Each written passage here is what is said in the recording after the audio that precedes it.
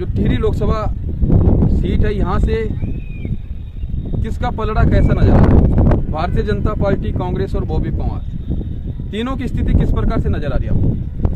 देखिए, जिस हिसाब से दोस्तों नमस्कार। उत्तराखंड की 5 लोकसभा सीट पर 2024 लोकसभा चुनाव के अंतर्गत 19 अप्रैल को मतदान हो चुका है। उससे पहले तमाम राष्ट्रीय पार्टियों, निर्दलीय प्रत्याशियों और क्षेत्रीय दलों के द्वारा काफ़ी प्रचार प्रसार किया गया। उत्तराखंड की 5 लोकसभा सीटों में से टिहरी लोकसभा सीट एक चर्चा का विषय रही है, क्योंकि यहाँ पे एक निर्दलीय प्रत्याशी ने भारतीय जनता पार्टी के इतने बड़े संगठन को सीधी चुनौती दी है। और कहीं ना कहीं जिस प्रकार से नामांकन के बाद से ही बॉबी पंवार की टीम ने प्रचार प्रसार किया, तो कांग्रेस और बीजेपी की एक प्रकार से हवा निकाल के रखी। अनेक लोगों का ये भी मानना है कि बॉबी पंवार इस बार टिहरी लोकसभा सीट से इतिहास रचने वाले हैं। इस पे एक विश्लेषण इस वीडियो के माध्यम से हम कर रहे हैं और हम जानेंगे कि 4 जून को किसको जीत मिल सकती है, किसकी संभावना अधिकतम नजर आ रही है, किसके सिर पर ताज सजेगा और किसे अगली बार का इंतजार करना पड़ेगा। ये सब जानने के लिए वीडियो को शुरू से आखिर तक देखें। वीडियो को लाइक करें, शेयर करें व कमेंट करके अपने विचार जरूर रखें। यदि आपने अभी तक चैनल को सब्सक्राइब नहीं किया है तो चैनल को सब्सक्राइब भी अवश्य करें। तो आज हमारे साथ जो व्यक्तित्व जुड़े हैं, किसी परिचय के मोहताज नहीं है। आपने कई बार इन्हें देखा होगा और बहुत लंबा अनुभव है पत्रकारिता में। लगभग 40 साल से पत्रकारिता के क्षेत्र में अपने बालपन से ही ये लगे रहे और अनेक सामाजिक कार्यक्रमों में इनकी भागीदारी रही है। हम बात कर रहे हैं रघु भाई जरदारी जी की, जो हेवलवाणी न्यूज उत्तराखंड के संपादक भी हैं। तो हमारे साथ रघु भाई जरदारी जी हैं।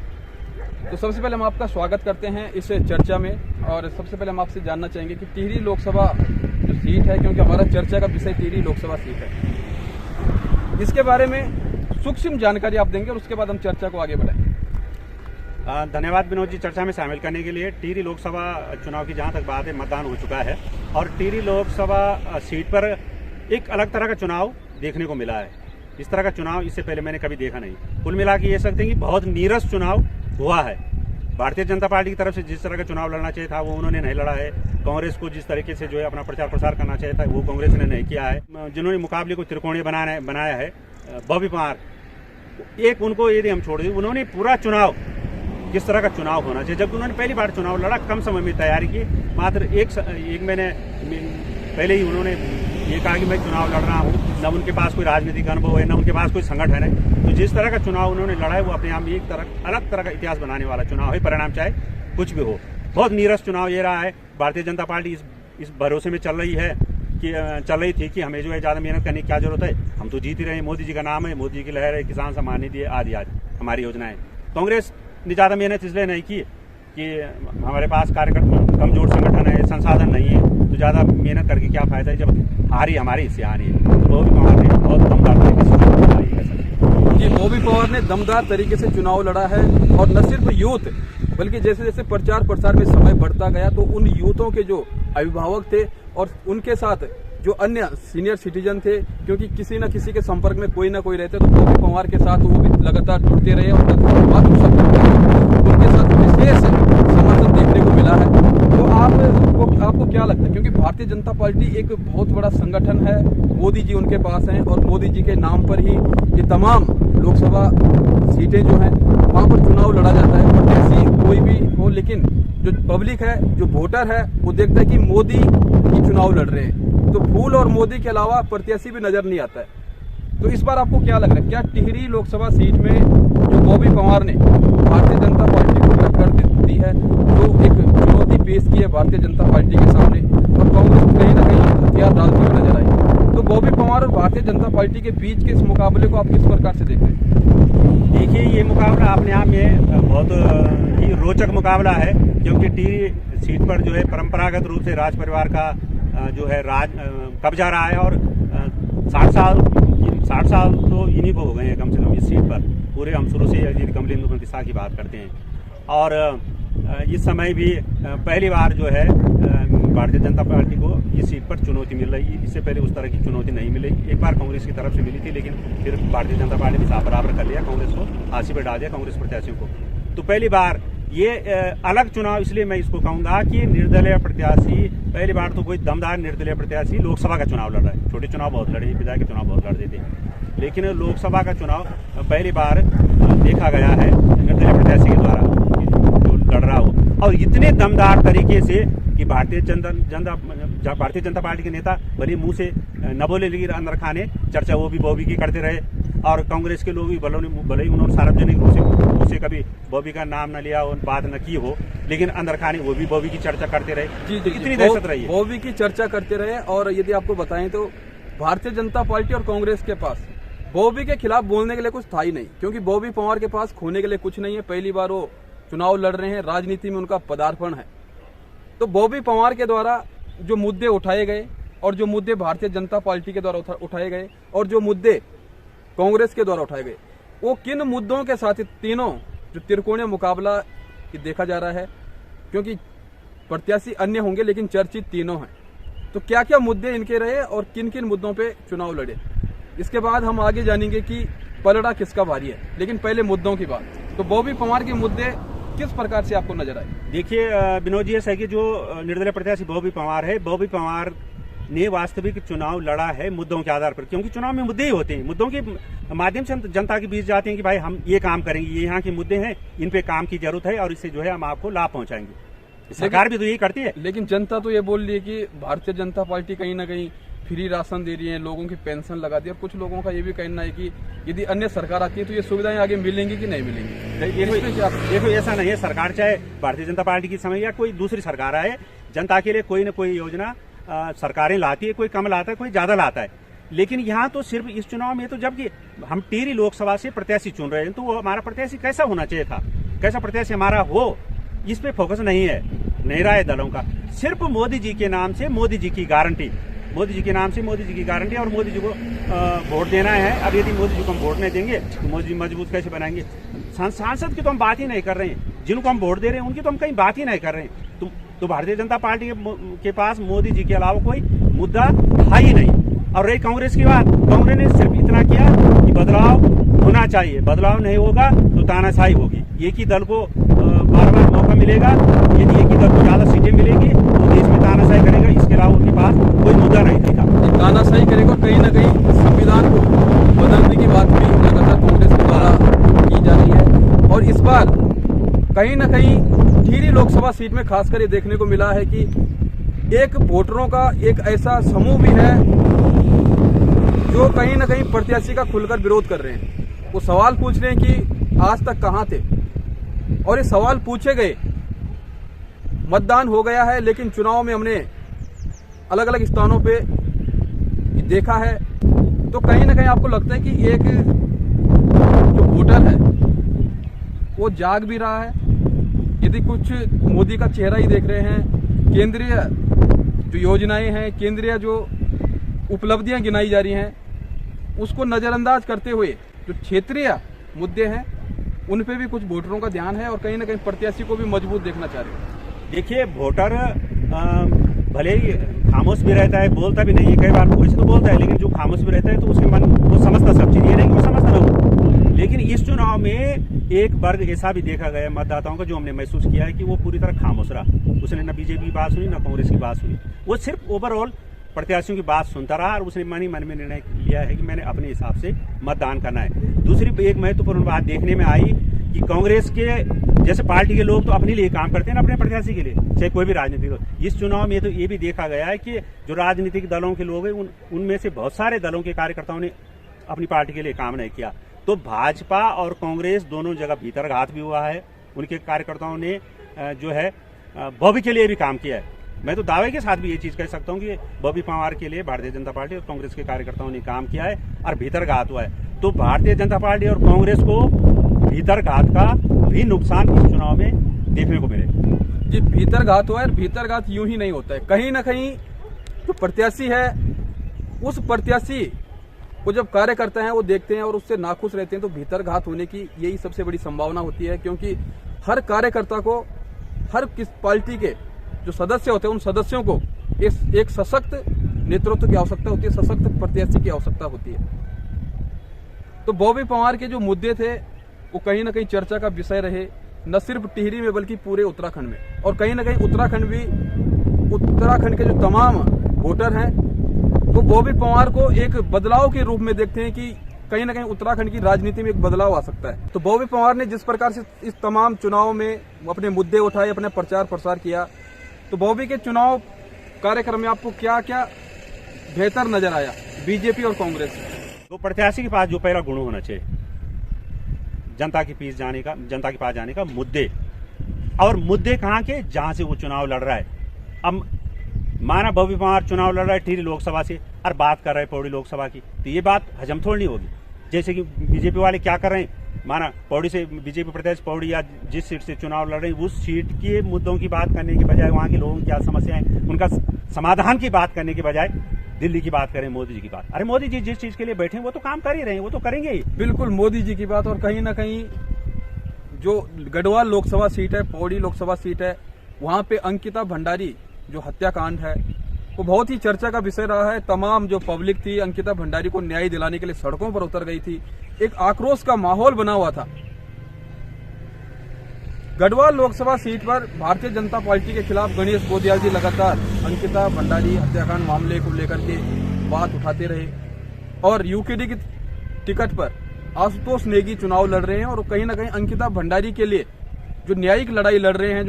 तो तमाम ये मुद्दे बीजेपी को घेरते हुए नजर आ रहे हैं गढ़वाल लोकसभा सीट पर, जबकि बॉबी पंवार टिहरी लोकसभा सीट से निर्दलीय प्रत्याशी हैं और अंकिता भंडारी का मुद्दा उठा रहे हैं।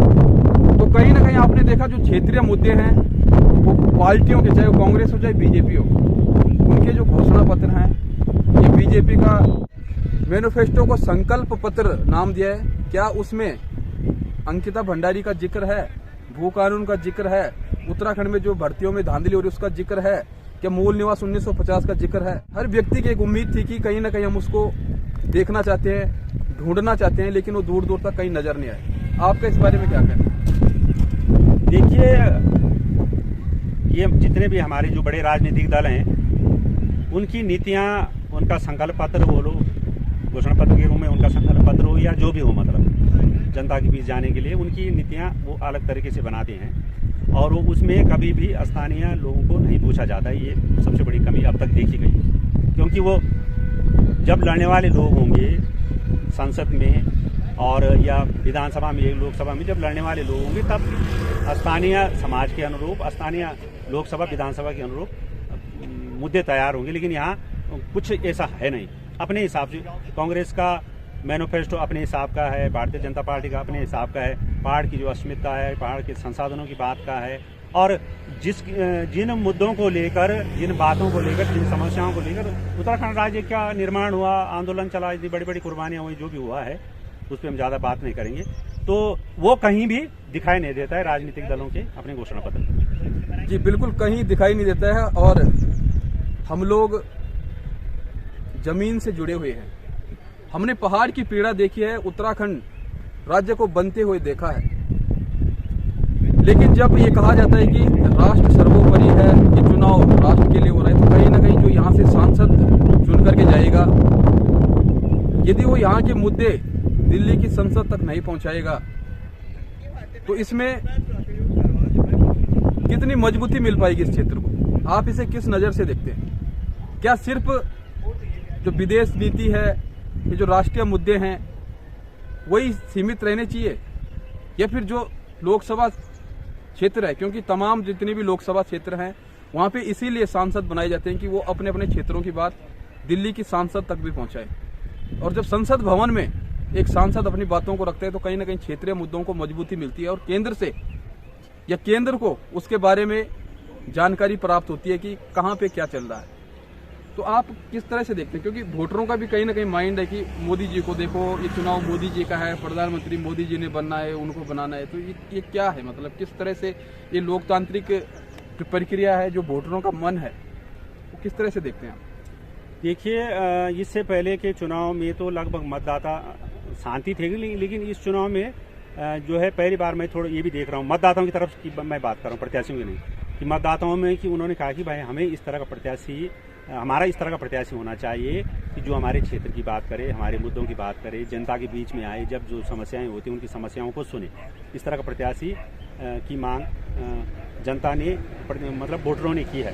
और जहाँ तक राष्ट्रीय मुद्दों की बात है तो राष्ट्रीय मुद्दे तो अपनी जगह ठीक है, लेकिन जो हमारे क्षेत्रीय मुद्दे हैं और उन मुद्दों के समाधान के लिए, उन समस्याओं के समाधान के लिए तो हम प्रत्याशी चुनते हैं, सांसद बनाते हैं, विधायक बनाते हैं। टिहरी लोकसभा की हम बात करते हैं तो यहाँ तो बड़े बड़े मुद्दे हैं। यहाँ सुमन सागर जैसी इतनी बड़ी 42 वर्ग किलोमीटर की झील है, वो एक बहुत बड़ा मुद्दा है। टिहरी जो है टिहरी बांध है, इतना बड़ा बांध है जो देश का मान बढ़ा रहा है, उसका भी मुद्दा है। जी, मुद्दों पे हम बात करके एक अगली वीडियो आपको जरूर दिखाएंगे। तो फिलहाल हमें जानेंगे कि जो टिहरी लोकसभा सीट है, यहाँ से किसका पलड़ा कैसा नजर आ रहा है? भारतीय जनता पार्टी, कांग्रेस और बॉबी पवार, तीनों की स्थिति किस प्रकार से नजर आ रही है आपको? देखिए, जिस हिसाब से भारतीय जनता पार्टी का संगठन है, जिस हिसाब से भारतीय जनता पार्टी के पास मोदी जी जैसा बड़ा नाम है, जिस प्रकार से उनके पास कांग्रेस जैसा कमजोर विपक्ष है, और जो भारतीय जनता पार्टी का जो अब तक का जो चुनाव जीतने का जो कुछ सालों का रिकॉर्ड है, यदि हम उसके अनुसार चलते हैं और तो उस हिसाब से तो भारतीय जनता पार्टी का पलड़ा भारी है इस टिहरी लोकसभा सीट पर। और यदि हम कांग्रेस की बात करते हैं तो कांग्रेस ही तो मुझे लगता है कि कांग्रेस केवल उपस्थिति दर्ज कराने तक ही सीमित है। अब बात करते हैं मुकाबले को त्रिकोणीय बनाने वाले बॉबी पवार की, तो बॉबी पवार यदि इस टिहरी लोकसभा से निर्दलीय प्रत्याशी के रूप में जीत दर्ज करते हैं तो अपने आप में ये इतिहास जो है अपने आप में इतिहास बनेगा। और इसको यदि जीतते हैं तो इसको हम अप्रत्याशित भी नहीं कह सकते, क्योंकि जिस प्रकार से वो जनता के बीच गए हैं, जिस प्रकार से उनके चुनाव की एक रणनीति रही है, जिस प्रकार से उनके साथ लोग जुड़े हैं, जिस प्रकार से स्वयंस्फूर्त जुड़े हैं लोग, एक तो बोल के जुड़ना होता है, एक अपने आप जुड़ना होता है। और जिस प्रकार लोगों ने आर्थिक सहयोग तक, क्योंकि इस जमाने में कौन किसी की आर्थिक मदद कर रहा है, छोटा चुनाव तो है नहीं ग्राम प्रधान का कि चलो कोई मदद कर ले, कोई 1000 की मदद कर ले, कोई 5000 की मदद। लोकसभा के लिए आर्थिक रूप से भी जिस प्रकार से लोगों ने निर्दलीय प्रत्याशी बॉबी पवार की मदद की है, यदि वो जीतते हैं तो इसे हम अप्रत्याशित नहीं कहेंगे, ये ऐतिहासिक हम इसको जरूर कह सकते हैं।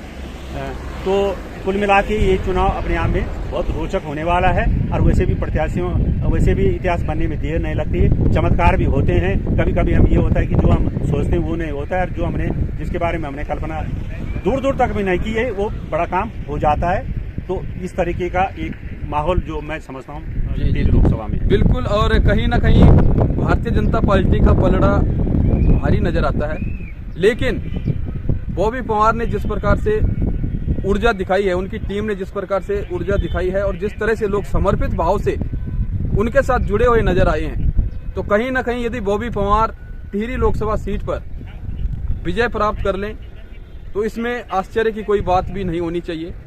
और कांग्रेस फिलहाल इस रेस में तीसरे नंबर पर नजर आ रही है। तो देखना होगा कि 4 जून को किस प्रकार के परिणाम निकलते हैं। इससे संबंधित कुछ अन्य वीडियोस भी हम आपके पास रखेंगे, कुछ अन्य लोगों से बात करेंगे, आप तक पहुंचाएंगे।